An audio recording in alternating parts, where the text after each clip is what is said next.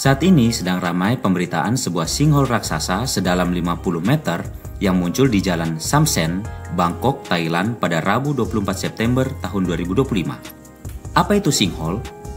Sinkhole merupakan lubang atau cekungan yang terbentuk secara tiba-tiba di permukaan tanah akibat runtuhnya lapisan bawah tanah. Hal ini dapat dipercepat oleh faktor alam seperti curah hujan yang tinggi dan aktivitas manusia seperti penggunaan air tanah yang berlebihan atau kebocoran infrastruktur. Prosesnya melibatkan pembentukan rongga bawah tanah karena air mengikis batuan yang mudah larut seperti batuan gamping, dan kemudian lapisan tanah atasnya runtuh karena tidak kuat menopang. Itulah penyebab terjadinya sinkhole di permukaan bumi ini.